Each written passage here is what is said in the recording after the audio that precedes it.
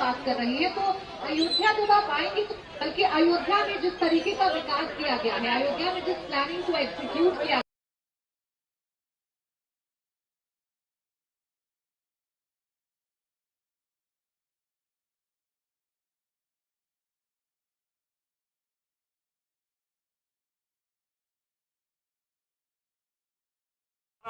ಇವತ್ತು ಶ್ರೀ ರಾಮ ಜನ್ಮಭೂಮಿ ಅಯೋಧ್ಯೆಯಲ್ಲಿ ರಾಮಲಲ್ಲ ಮೂರ್ತಿಯ ಪ್ರಾಣ ಪ್ರತಿಷ್ಠಾಪನೆ ಅಂಗವಾಗಿ ಶ್ರೀ ಗಜಾನನ ಉತ್ಸವ ಮಹಾಮಂಡಳ ಛತ್ರಪತಿ ಶಿವಾಜಿ ಮಹಾರಾಜ ವೃತ್ತದ ವತಿಯಿಂದ ಈ ಅಯೋಧ್ಯೆ ರಾಮ ಮಂದಿರದ ಕರ ಸೇವೆಯಲ್ಲಿ ಪಾಲ್ಗೊಂಡಂತಹ ಕರ ಸೇವಕರಿಗೆ ಸನ್ಮಾನ ಹಾಗೂ ಅನ್ನಪ್ರಸಾದ. ಯಾಕೆ ಈ ಅನ್ನಪ್ರಸಾದವನ್ನು ಮಾಡ್ತಿದ್ದಾರೆ? ನಮ್ಮ ಮಾಜಿ ಸಚಿವರಾದ ಅಪ್ಪಾಸಾಹೇಬ್ ಪಟೇಲ್ ಶೆಟ್ಟಿ ಸಾಹೇಬರು ಒಂದು ನಿರ್ಣಯನ ತಗೊಂಡ್ರು. ಡಿಸೆಂಬರ್ 17ನೇ ತಾರೀಕು ಒಂದು ನಿರ್ಣಯ ತಗೊಂಡು ಪ್ರತಿ ಸೋಮವಾರ ಬಡ ಮತ್ತು ವಿದ್ಯಾರ್ಥಿಗಳಿಗೆ, ದೀನದಲಿತರಿಗೆ ಹಾಗೂ ಮಧ್ಯಮ ವರ್ಗದವರಿಗೆ ಎಲ್ಲರಿಗೂ ಉಚಿತವಾಗಿ ಒಂದು ಅನ್ನದಾಸೋಹ ಆಗಲಿ ಅಂತೇಳಿ ಅಂದರು. ಅದೇ ರೀತಿಯಾಗಿ ನಮ್ಮದು ಒಂದು ಸುದೈವನೇ ಅಂತ ಹೇಳಬೇಕು. ಇವತ್ತು ಕೂಡ ಸೋಮವಾರನೇ ಬಂದಿದೆ. ಅಂದರೆ ಅಯೋಧ್ಯೆಯಲ್ಲಿ ರಾಮ ಜನ್ಮಭೂಮಿಯಲ್ಲಿ ರಾಮನಲ್ಲನ ಮೂರ್ತಿ ಪ್ರತಿಷ್ಠಾಪನೆಗಾಗಿ ಸಹಸ್ರಾರು ಸಂಖ್ಯೆಯಲ್ಲಿ ಅಸಂಖ್ಯಾತ ಹಿಂದೂಗಳು ಕಾದು ಕುಳಿತಿರುವಾಗ ಬಿಜಾಪುರ ನಗರದಲ್ಲಿ ಈ ಶ್ರೀ ಗಜಾನನ ಉತ್ಸವ ಮಹಾಮಂಡಳದ ವತಿಯಿಂದ ಈ ಒಂದು ಹೆಮ್ಮೆಯ ಕಾರ್ಯಕ್ರಮವನ್ನು ಹಮ್ಮಿಕೊಂಡಿದ್ದೇವೆ. ಈ ಕಾರ್ಯಕ್ರಮದಲ್ಲಿ ಅತಿ ಹೆಚ್ಚಿನ ರೀತಿಯಲ್ಲಿ ವಿದ್ಯಾರ್ಥಿಗಳು ಹಾಗೂ ರಾಮ ಭಕ್ತರು ಈ ಕಾರ್ಯಕ್ರಮಕ್ಕೆ ಆಗಮಿಸಿದ್ದಾರೆ. ಇನ್ನೇನು ಕೆಲವೇ ನಿಮಿಷಗಳಲ್ಲಿ ಈ ಕಾರ್ಯಕ್ರಮ ಉದ್ಘಾಟನೆ ಆಗ್ತದೆ. ಉದ್ಘಾಟನೆ ಆದ ತಕ್ಷಣ ಕರ ಸೇವೆಯಲ್ಲಿ ಪಾಲ್ಗೊಂಡಂತಹ ಕರ ಸೇವಕರಿಗೆ, ನಿಜವಾದ ಕರ ಸೇವಕರಿಗೆ, ಅಂದರೆ ನಮ್ಮ ಪಟೇಲ್ ಶೆಟ್ಟಿ ಸಾಹೇಬರು ತಾವು ಅಯೋಧ್ಯೆಗೆ ಹೋದಾಗ ತಮ್ಮ ಜೊತೆಯಲ್ಲಿ ಯಾರ್ಯಾರು ಇದ್ದಿರಲ್ಲ, ನಿಜವಾದ ಕಾರ್ಯಕರ್ತರನ್ನು ಗುರುತಿಸಿ ಈ ಸೇವೆಯನ್ನು ಮನಗಂಡು ಅವರಿಗೆ ಸನ್ಮಾನ ಕಾರ್ಯಕ್ರಮನ ಇಟ್ಕೊಂಡಿದ್ದೀವಿ. ಇದೊಂದು ರೀತಿ ಒಂದು ಹೆಮ್ಮೆಯ ವಿಷಯನೇ ಅಂತ ಹೇಳ್ಬೋದು. ನನಗೆ ಸಾಕಷ್ಟು ಜನ ಕೇಳ್ತಾರೆ, ನೀವು ಕಾಂಗ್ರೆಸ್ನಲ್ಲಿ ಇದ್ದರೂ ಕೂಡ ಯಾಕೆ ಈ ರೀತಿ ಮಾಡ್ತಿದ್ದೀರಿ ಅಂತೇಳಿ. ಸರ್, ನಾನು ಮೊದಲು ಹಿಂದೂ, ಆಮೇಲೆ ಕಾಂಗ್ರೆಸ್. ಹಿಂದುತ್ವದ ಒಂದು ಅಜೆಂಡಾ ಇರ್ತದೋ ಬಿಡ್ತದೋ ನನಗೆ ಗೊತ್ತಿಲ್ಲ, ಆದರೆ ನಾನು ಹಿಂದೂ. ಅದೇ ರೀತಿಯಾಗಿ ನನ್ನ ಒಂದು ಜಂಗಮ ಸ್ಥಾನದಿಂದ, ಅಂದರೆ ನಾನು ಜಂಗಮ ವೃತ್ತಿಯಲ್ಲಿ ಹುಟ್ಟಿದ ಕಾರಣಕ್ಕಾಗಿ ನಾನು ಭಗವಾನನ್ನು ಹಾಕೊಳ್ತೀನಿ. ವಿರೋಧಿಗಳು ಏನೇ ಮಾತಾಡ್ತಿರ್ಬೋದು, ಅದನ್ನು ಕಿವಿಗೊಡದೇ ನಮ್ಮ ಈ ಕಾರ್ಯಕ್ರಮವನ್ನು ಯಶಸ್ವಿಯಾಗಿ ನೆರವೇರಿಸ್ತೀವಿ ಅಂತೇಳಿ ಹೇಳಿಕ್ಕೆ ಇಚ್ಛಪಡ್ತೀನಿ. ಸನ್ನಿ ಗವಿಮಠ್.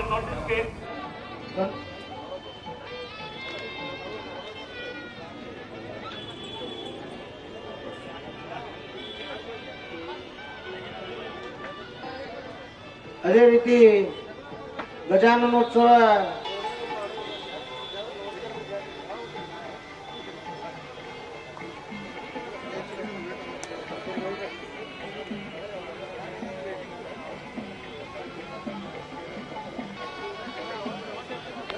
ಜೈ ಶ್ರೀರಾಮ್, ಜೈ ಶ್ರೀರಾಮ್. ಅದೇ ರೀತಿ ಖ್ಯಾತ ಉದ್ಯಮೆದಾರರು ಆದಂತ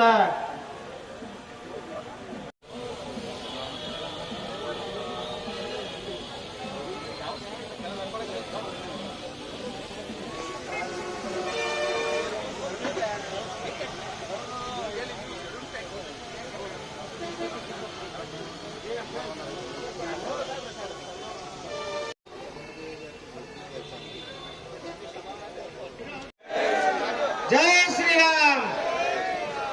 ಅದೇ ರೀತಿ ಹಿಂದಿನ ಮಹಾನಗರ ಪಾಲಿಕೆ ಉಪ ಮಹಾಪೌರ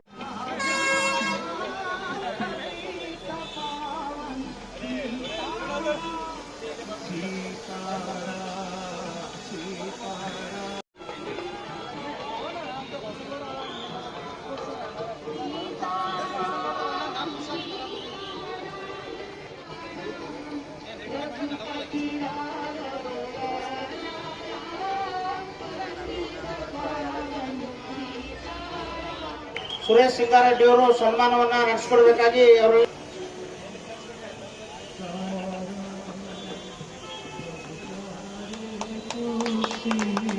ಅದೇ ರೀತಿ ಮಹಾನಗರ ಪಾಲಿಕೆ ಸದಸ್ಯರಾದ ಅದೇ ರೀತಿ ಮಂಡಳದ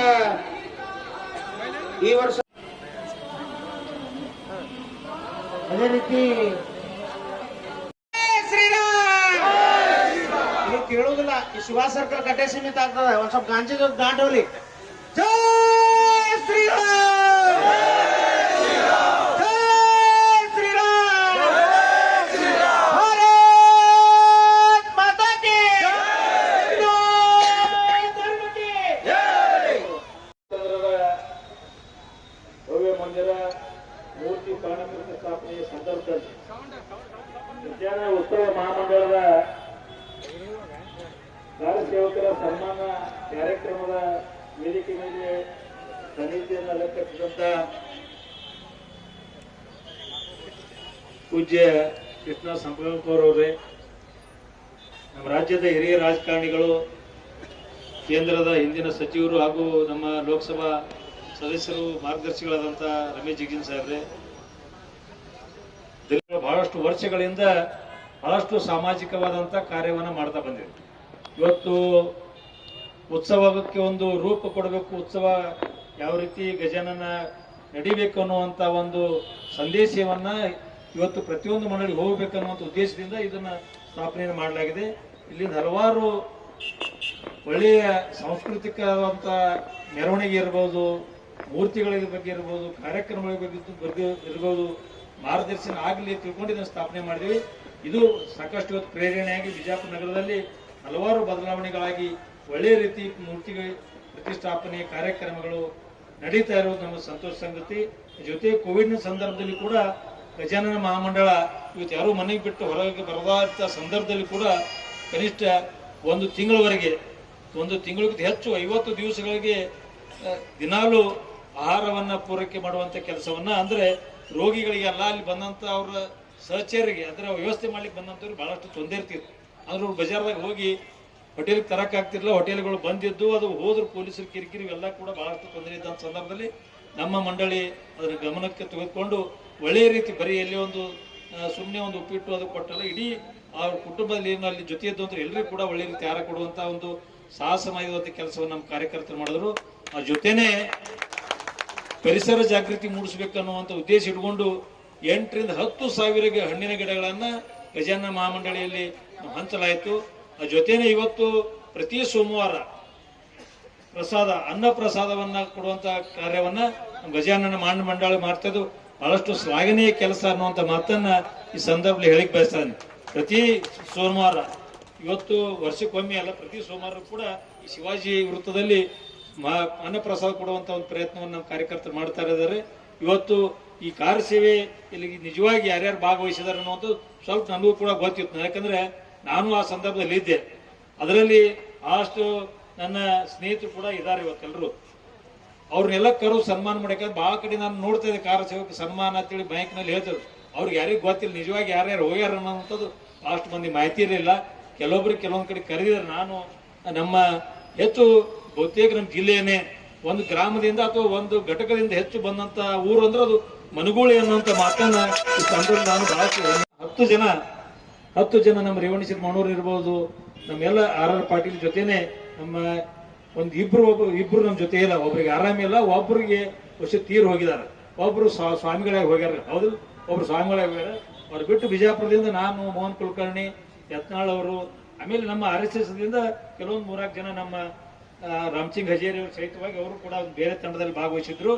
ಇಷ್ಟು ನಾನು ಯಾಕೆ ಮನಗೋಳಿ ಗ್ರಾಮವನ್ನು ನೆನೆಸ್ಬೇಕಂದ್ರೆ ಹೈಯೆಸ್ಟ್ ಸಂಖ್ಯೆಯಲ್ಲಿ ಯಾವುದೇ ಹೋರಾಟಗಳಿದ್ರು ಕೂಡ ಭಾರತೀಯ ಜನತಾ ಪಕ್ಷದ ಹಿಂದುತ್ವದ ಹೋರಾಟಗಳಿಗೆ ಹೆಚ್ಚು ಸಂಖ್ಯೆ ಬಾಗೇವಾಡಿ ತಾಲೂಕು ಇರಬಹುದು, ಬಿಜಾಪುರಕ್ಕೆ ಆಗಮಿಸುವ ಸಂಖ್ಯೆ ಅಂದ್ರೆ ಅದು ಮನಗೋಳಿ ಗ್ರಾಮದ ಕಾರ್ಯಕರ್ತರು ಅನ್ನುವಂಥದ್ದು ಈ ಸಂದರ್ಭದಲ್ಲಿ ಬಹಳಷ್ಟು ನನ್ನ ಹೆಮ್ಮೆಯಿಂದ ಹೇಳಿ, ಇವತ್ತು ಮೊದಲೇ ಕಾರ್ಯಕ್ರಮ ಇವತ್ತು ಇಲ್ಲಿ ಕಾರ್ಯ ಸೇವೆ ಒಂದು ಸೇವಕರಿಗೆ ಪೂಜ್ಯರ ಸಾನ್ನಿಧ್ಯದಲ್ಲಿ ಮತ್ತು ನಮ್ಮ ಲೋಕಸಭಾ ಸದಸ್ಯರ ನೇತೃತ್ವದಲ್ಲಿ ನಡೀಲಿ. ಅದು ಆದ ನಂತರ ಪೂಜ್ಯರ ಮಾತುಗಳು, ಆದ ನಂತರ ಪ್ರವಚನ ಇರ್ತದ, ಪ್ರವಚನ ಆದ ನಂತರ ಪ್ರಸಾದ ಇರ್ತದೆ.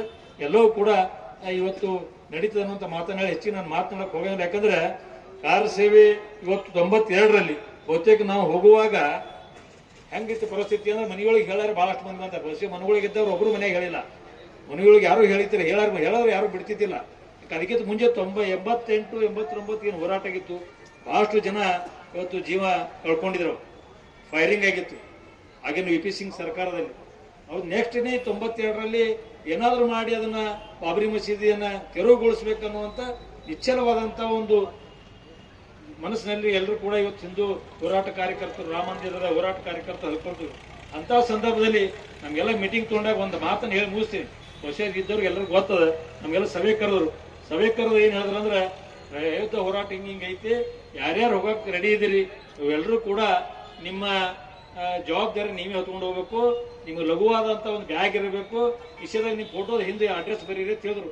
ಇದ್ರ ಮ್ಯಾಗ ತಿಳ್ಕೊಂಡ್ಬಿಟ್ಟಿವಿ ನಾವು. ಇದು ಬಹುತೇಕ ಹೊಳ್ಳಿ ಫೋಟೋ ಬರ್ತವೆ, ನಾವು ಬರ್ತೀವಿ ಅನ್ನಿಸ್ತದೆ. ಅವಾಗ ಒಂದು 50-30 ಮಂದಿ ಕೂತಿದ್ವಿ. ಯಾರ್ಯಾರು ಹೋಗ್ತೀವಿ ಎದ್ದು ನಿಂದ್ರೆ ಯಾರು ಎದ್ದು ನಿಂದಿರಲಿಲ್ಲ. ನಾನು ಮೊದಲೇ ತಯಾರಾಗಿದ್ದೆ ಹೋಗ್ತೀನಿ ಅಂತೇಳಿ. ನನಗೆಲ್ಲರೂ ನಮ್ಮ ಸೋಮನಾಥ್ ಕಳಿಮನಿ ಕಾಶಿನಾಥ್ ಎಲ್ಲರೂ ಹೇಳ್ರಿ ಅಂದ್ರು. ತಡ್ರಿ ಸ್ವಲ್ಪ ನೋಡಿ ನಾ ಯಾರ್ಯಾರು ತಯಾರಾತ್ರಲ್ಲಿ ಕಡೆಗೆ ನಾನು ಬಸನಗೌಡ್ರು ಹೇಳಿದೆ, ನಡ್ರಿ ಗೌಡ್ರು ನಾವು ನಿಂತು ಹೋಗೋಣ ಅಂತ ಹೇಳಿದೆ. ಆಯ್ತಾಯ್ತು ಹೋಗ್ತಾ ಇರೋರು. ಮುಂದೊಂದಾದ ನಂತರ ಮನುಗಳವ್ರು ಅಲ್ಲಿಂದ ತಯಾರಾಗಿದ್ರು. ಅವ್ರು ಯಾಕೆ ಯಾರಿಗೆ ಮೀಟಿಂಗ್ ಬರಲಿ ಅವ್ರು ಹೇಳಾರಿ ಮನೆ ಬಿಟ್ಟು ಬರೋರಿದ್ರು. ಮುಂದೆ ನಾವು ಮನೆಯಿಂದ ಹೋಗಿಂದ 10 ನಿಮಿಷಗಳಲ್ಲಿ ಬರಲಿಲ್ಲ, ಜಲ್ದಿ 10-12 ನಿಮಿಷಗಳಲ್ಲಿ ವಾಪಸ್ ಬರುವಂತ ಪರಿಸ್ಥಿತಿ ಇಲ್ಲ. ಅಲ್ಲಿ ಆ ಪರಿಸ್ಥಿತಿ ಇಲ್ಲಿಂದ ಹೋಗ್ಬೇಕಂದ್ರ ಆ ಟ್ರೈನ್ ಒಳಗೆ ನಾವು ಎಲ್ಲಿ ಕುಂಡಿರ್ತಿದೆವು, ಎಲ್ಲಿ ನಿಂದಿರ್ತಿದೆವು, ಎಲ್ಲಿ ಮಕ್ಕೋತಿದೆವು. ಸ್ಟೇಷನ್ದಾಗ ಇಳಿದ್ರೆ ಮಕ್ಕೊಳಕ್ ಹಾಸಿಗೆ ಇರ್ತಿದ್ದಿಲ್ಲ, ಹೊಚ್ಕೊಳಕ್ ಇರ್ತಿದ್ದಿಲ್ಲ. ಅಲ್ಲಿ ತೆಲುಗುಂಬ ಅಂದ್ರೆ ಬ್ಯಾಗ, ಮೊದಲೇ ಸಣ್ಣ ಬ್ಯಾಗ್ ಒಯ್ದು ಹೇಳ್ಬಿಟ್ಟಿದ್ರು ಇವರು. ಸಣ್ಣ ಬ್ಯಾಗ ಒಯ್ಬೇಕು, ಕಿಸೆದಾಗ ಫೋಟೋ ಇರಬೇಕು, ಕಾಲ ಬೂಟ್ ಇರಬೇಕು, ಅಂದ್ರೆ ಓಡಾಡಕ್ ಅನುಕೂಲ. ಅಂದ್ರೆ ಇದು ಬಹುತೇಕ ಇದು ಹೊಳ್ಳಿ ಬರೋ ಚಾನ್ಸಸ್ ಕಡಿಮೆ ಅಂತ ಹೇಳಿ ಹೇಳೋದು. ಈ ರೀತಿನೇ ನಮ್ಗೆ ಹೇಳೋದು. ಅದಕ್ಕೆ ನಾವೆಲ್ಲ ತಯಾರಾಗಿದ್ದೀವಿ. ಏನಾದ್ರೂ ಆಗೋಲ್ಲೇಕ ಅದು ಅಲ್ಲಿ ಏನ ರಾಮ ಮಂದಿರ ಜನ್ಮಭೂಮಿ ಅಲ್ಲಿ ಏನು ಅಕ್ರಮ ಕಟ್ಟಡ ಕಟ್ಟ್ಯಾರ, ಆ ಬಾಬರಿ ಮಸ್ಜಿದ್ ಅದು ತೆರವಾಗಬೇಕು ಅನ್ನುವಂಥ ನಿಶ್ಚಲವಾದಂಥ ಒಂದು ಮನಸ್ಸಿನಲ್ಲಿ ಇಟ್ಕೊಂಡೇ ನಾವೆಲ್ಲರೂ ಕೂಡ ಇವತ್ತು ಆ ಹೋರಾಟದಲ್ಲಿ ಭಾಗವಹಿಸಿದ್ವಿ. ಆ ಹೋರಾಟ ಯಶಸ್ವಿ ಆಯಿತು. ಯಶಸ್ವಿ ಆದ ನಂತರ ನಮ್ಮದೇ ಪಕ್ಷದ ಪ್ರಧಾನಮಂತ್ರಿಗಳು ನಮ್ಮ ನರೇಂದ್ರ ಮೋದಿಯವರು ಅವರು ಪ್ರಧಾನಮಂತ್ರಿ ಆಗಿದ್ದಾಗ ಇವತ್ತು ಲೋಕಾರ್ಪಣೆ ಆಗ್ತಾ ಇರೋದು ನಮ್ಮ ಹೋರಾಟ ಅನ್ನೋದ್ರಲ್ಲಿ ಕೂಡ ಭಾಗವಹಿಸಿದ್ವಿ. ಆ ಲೋಕಾರ್ಪಣೆಯಲ್ಲಿ ಕೂಡ ನಾವೆಲ್ಲ ಇದ್ವಿ ಅಂದ್ರೆ ಇದು ನಮ್ಗಿಂತ ಸೌಭಾಗ್ಯವಂತರು ಯಾರು ಇಲ್ಲ ಅಂತ ನನಗೆ ಅನಿಸ್ತಾ. ಅಷ್ಟು ಭಾಗ್ಯವಂತರು ನಾವೆಲ್ಲ ಇವತ್ತು ನಮ್ಮ ದೇಶದವರು ಇದ್ದವರು, ಆರಿಸೇವಲಿದ್ದವರು. ಅಷ್ಟು ನಮ್ಗೆಲ್ಲ ಖುಷಿಯಾಗಿದೆ. ಇವತ್ತು ಕಾಶ್ಮೀರ ಹೋರಾಟದಲ್ಲಿ ಕೂಡ ಇದ್ವಿ, ಅದನ್ನು ಕೂಡ ಮುಕ್ತ ಮಾಡುವಂತದ್ದು ಸಂದರ್ಭ ನಡೆದಿದೆ. ಇವತ್ತು ಬೇರೆ ಪಾರ್ಟಿಯವ್ರು ಯಾರು ತಪ್ಪು ತಿಳ್ಕೊಳ್ರಿ, ಯಾಕಂದ್ರೆ ನಾನು ನಮ್ಮ ಪಕ್ಷದ ಕಾರ್ಯಕರ್ತ ಇರೋದು ಅದು ಸ್ವಲ್ಪ ನಮ್ಗೆ ಹೆಮ್ಮೆ ಅನಿಸ್ತಿರ್ತದ. ಅದಕ್ಕೆ ಇವತ್ತು ಎಲ್ಲ ಹಿಂದೂಗಳಿಗೆ ಸಂಬಂಧಪಟ್ಟದ್ದು ಬೇರೆ ಪಕ್ಷಾತೀತವಾಗಿ ಇವತ್ತು ಕಾರ್ಯಕ್ರಮ ಇವತ್ತು ಅಲ್ಲೆಲ್ಲ ನೋಡಿದ್ರೆ ಎಲ್ಲ ಹಿರಿಯ ಬೇರೆ ಬೇರೆ ಪಕ್ಷದ ರಾಜಕಾರಣಿಗಳು, ಹಿರಿಯ ನಟರು ಎಲ್ಲರೂ ಕೂಡ ಭಾಗವಹಿಸಿದ್ದಾರೆ. ಇವತ್ತು ಅಂತ ಒಂದು ಸಂದರ್ಭ ಅಮೃತ ಗಳಿಗೆಯಲ್ಲಿ ನಾವೆಲ್ಲ ಇದೀವಿ ಅನ್ನುವಂಥ ಮಾತನ್ನು ಹೇಳಿ ಇವತ್ತು ನಮ್ಮ ಕೃಷ್ಣ ಸಂಪಗಾಂಪರವರು ಬಹಳ ಹಳೆಯ ನಮ್ಮ ಒಡನಾಟ. ಅವರು ಒಂದು ತಪಸ್ಸು ಒಂದು ದೃಢತೆಯಲ್ಲಿ ನಮ್ಮ ಜ್ಞಾನವನ್ನು ಸಂಪಾದನೆ ಮಾಡಿ ಹಿಮಾಲಯದಲ್ಲಿ ಹಲವಾರು ವರ್ಷಗಳ ಕಾಲ ಅವರು ತಮ್ಮ ಅಧ್ಯಯನವನ್ನು ನಡೆಸಿದರು. ನನಗೊಂದ್ಸಲ ಫೋನ್ ಮಾಡಿದ್ರು, ನಾನು ML ಇದ್ದೆ. ಅಪ್ಪೋರ ನಾನು ಹಿಮಾಲಯಕ್ಕೆ ಬಂದೀನಿ ಅಂತ ಹೇಳಿದ್ರು. ನನ್ಗೆ ಗಾಬರಿ ಆಗ್ಬಿಡುತ್ತೆ. ಯಾವಾಗ ಹೋಗಿರಿ ನೀವು ಅಂದೆ. ಇಲ್ಲ ನಾನು ಭಾಳ ವರ್ಷದಿಂದ, ಅಂದ್ರೆ ಈಗೆಲ್ಲ ಒಂದು 10-15 ವರ್ಷದಿಂದ ನನ್ಗೆ ಭಾಳ ಹತ್ತಿರದಿಂದ ಅವ್ರ ಸಂಪರ್ಕ ಭಾಳ ಇನ್ನೂ ಯವನದಲ್ಲಿದ್ರು. ಆ ಸಂದರ್ಭದಲ್ಲಿ ಅವಾಗ ಹೇಳಿದ್ರು, ನನಗೆ ಹಿಮಾಲಯಕ್ಕೆ ಬಂದಿನ ಸ್ವಲ್ಪ ದಿವಸ ಇಲ್ಲೇ ಇರ್ತೀನಿ ಅಂತ ಹೇಳಿದ್ರು. ನಾನು ಭಾಳ ಸಲ ಹೋಗಿ ಬಂದೆ ಹಿಮಾಲಯಕ್ಕೆ. ಭಾಳ ಒಳ್ಳೆ ಅವರಲ್ಲಿ ಎಲ್ಲವೂ ಕೂಡ ಸಾಂಸ್ಕೃತಿಕವಾದಂಥ ಕಲೆಗಳ ಜೊತೆನೇ ಆಧ್ಯಾತ್ಮಿಕ ಕಲೆಯು ಕೂಡ ಅವ್ರು ಬಹಳ ಕರಗತವಾಗಿದೆ ಅವರಲ್ಲಿ. ಅವರು ಇವತ್ತು ನಮ್ಮ ಜೊತೆ ಇರಬೇಕು ಅನ್ನುವಂಥ ನಮ್ಮೆಲ್ಲ ಕಾರ್ಯಕರ್ತರು ಯಾರಿಗೆ ಕರಿಬೇಕು ಅಂದ್ರು ನಮ್ಮ ಸಹೋದರ ನಮ್ಗೆ ಏನೋ ಹೇಳ ಕೃಷ್ಣ ಸಂಭಾವಕರ ಕರಿಯಂದ್ರಿ ಅಂತ ಹೇಳ. ಅಂದ್ರೆ ನಮ್ ಸೂಕ್ತವಾಗಿ ನಮ್ಮ ಈ ಕಾರ್ಯಕ್ರಮಕ್ಕೆ ಕರಿಬೇಕು ಅನ್ನುವಂಥದ್ದು ನಮ್ಮೆಲ್ಲ ಅಪೇಕ್ಷೆ. ಜೊತೆನೆ ನಮ್ಮ ಸಂಸದರು ನಾವು ನಿನ್ನೆ ಯಾಕೆ ಹೇಳಿದ ನಮ್ಮ ಪಕ್ಷದ ನಮ್ಮ ಇನ್ನೊಂದು ರಾಘವೇಂದ್ರ ಮಠದ ಕಾರ್ಯಕ್ರಮ ಇದೆ, ಸೇಮ್ ಟೈಮಿಗೆ ಇತ್ತು. 4 ದಿವಸ ನನಗೆ ಹಿಂದೆ ಹೇಳಿದ್ರು. ಅದಕ್ಕೆ ನಾನು ಅಂದಿದ್ದಿಲ್ಲ, ಸುಮ್ಮ ಬರೋ ಮುಂದೆ ನಮ್ಮ ಹುಡುಗರು ಹೇಳ್ರ ಸಾಹೇಬ್ರು ಅದು ಕಾರ್ಯಕ್ರಮ ಮುಗಿದ ಮ್ಯಾಗ ಕರ್ಕೊಂಡ್ ಬರೀ ಅಂತ ಹೇಳಿದೆ. ಯಾಕಂದ್ರೆ ನಮ್ಮ ಗಣಪತಿಯವ್ರು ಹೊಟ್ಟೆ ಬಿಡಂಗಿಲ್ಲ. ಅವರೇ ಅಂದಾರ ನಿಮ್ಮ ಕಾರ್ಯಕ್ರಮ ಹೊಟ್ಟೆ ಯಾವ ಬಿಡಂಗಿಲ್ಲ ಅಂತ ಹೋದ್ಸಲನೇ ಭಾಷಣ ಮಾಡಿ ಹೋಗ್ಯಾರ. ಅವ್ರು ಹೇಳಿದಕ್ಕೆ ನಮ್ಮ ಗಣಪತಿ ಬಿಡಂಗಿಲ್ಲ, ಅವರು ನಮ್ಮ ಬಿಡಂಗಿಲ್ಲ. ನಮ್ಮ ಕಾರ್ಯಕ್ರಮದಲ್ಲಿ ಅವರು ಕೂಡ ಒಪ್ಪತ್ತಿರ್ಬೋದು. ಬಹಳಷ್ಟು ನನಗೆ ಸಂತೋಷ ತಂದಿದೆ ಅನ್ನುವಂಥ ಮಾತನ್ನು ಹೇಳಿ ಇವತ್ತು ಒಂದು ಸಂತೋಷಕ್ಕೆ ಆಗಲೇ ಹೇಳಿ ಇನ್ನೊಮ್ಮೆ ಹೇಳಿಬಿಡ್ತೀನಿ.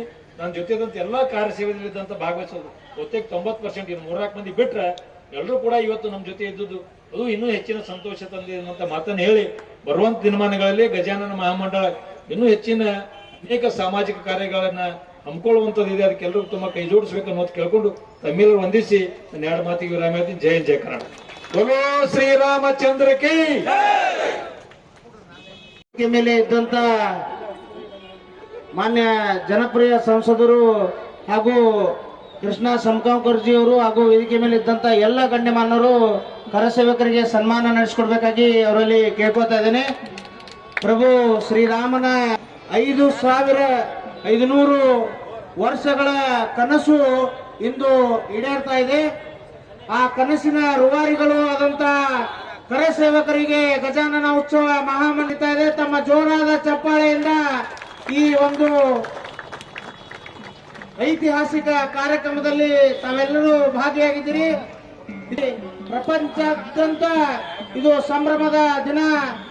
ಇದು ಹಿಂದೂಗಳಿಗೆ ಒಂದು ರೀತಿ ದೀಪಾವಳಿ ಅಂದ್ರೆ ತಪ್ಪಾಗ್ಲಿಕ್ಕಿಲ್ಲ. ನಮ್ಮ ನೆಚ್ಚಿನ ಪ್ರಧಾನಮಂತ್ರಿಗಳು ನರೇಂದ್ರ ಮೋದಿ ಅವರ ಅಮೃತ ಹಸ್ತದಿಂದ ಇದು ಲೋಕಾರ್ಪಣೆ ಆಗ್ತಾ ಇದೆ. ಜೈ ಶ್ರೀರಾಮ್. ತಮ್ಮ ಒಂದು ಸನ್ಮಾನವನ್ನ ಸ್ವೀಕರಿಸಿಕೊಂಡು ದಯವಿಟ್ಟು ಎಲ್ಲರೂ ಅಲ್ಲೇ ಕುತ್ಕೋಬೇಕು.